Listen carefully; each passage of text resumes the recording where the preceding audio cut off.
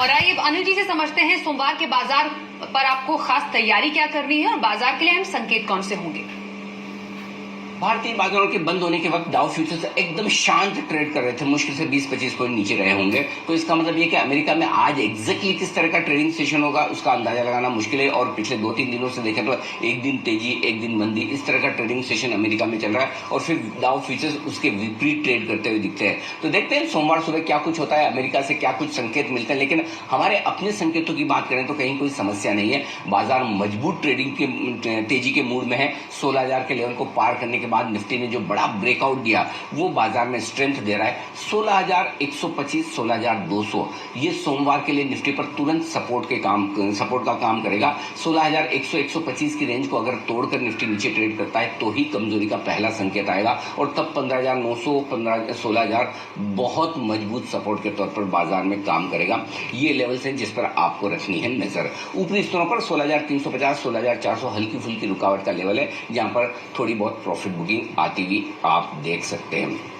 Bank Nifty का जहां तक सवाल है 35,500 के आसपास सपोर्ट है। 36,000, 36,200 हल्की फुल्की रुकावट की रेंज, इसके पार निकलने के बाद बैंक निफ्टी में तेजी और मजबूत बनती दिखेगी। लेकिन अगले हफ्ते के लिए फिर से हम आपको वही कहेंगे, मिड कैप और स्मॉल कैप शेयरों में पिछले 2-3 दिनों की सुस्ती, कमजोरी और शांत रहने के बाद एक्शन भरपूर अगले हफ्ते बढ़ने वाला है और वहां पर आपके लिए पूरे मौके बनेंगे तेजी करने के और वहीं पर ट्रेडर्स को फोकस करना चाहिए। तो ओवरऑल एक और बड़ा और एक्शन पैक हफ्ता रहेगा अगले हफ्ते और उसके लिए आप तैयार हो जाइए हमारे साथ।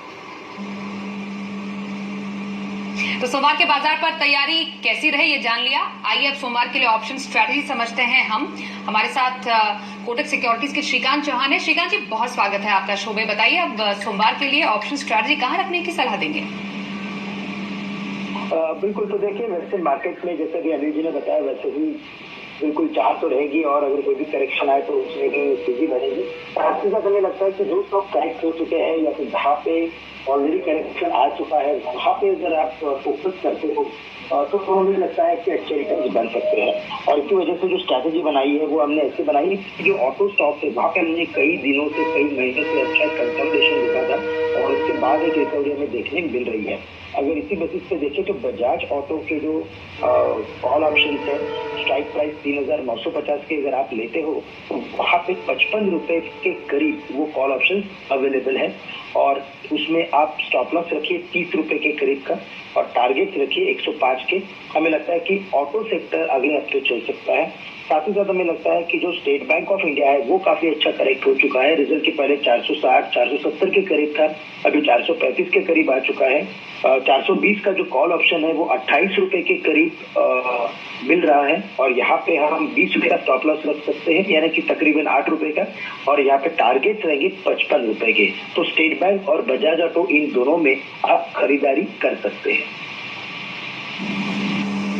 बहुत शुक्रिया श्रीकांत जी, सोमवार के लिए ऑप्शन स्ट्रैटेजी आपने बताई। अब संदीप जी आपके पास आ रहे हैं और वक्त हो गया है लॉन्ग टर्म स्ट्रैटेजी का।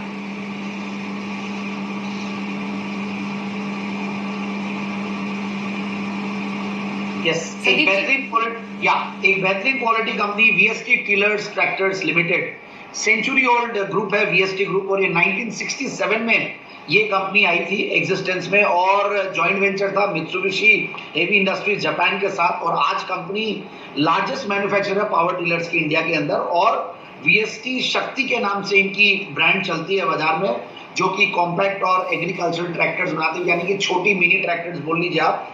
Power tillers, tractors, rice transplanters, power रिलर्स, तो ये बहुत सारे जो एग्रीकल्चरल इंप्लीमेंट्स है और एग्रीकल्चर रिलेटेड इक्विपमेंट्स है ये बनाती है।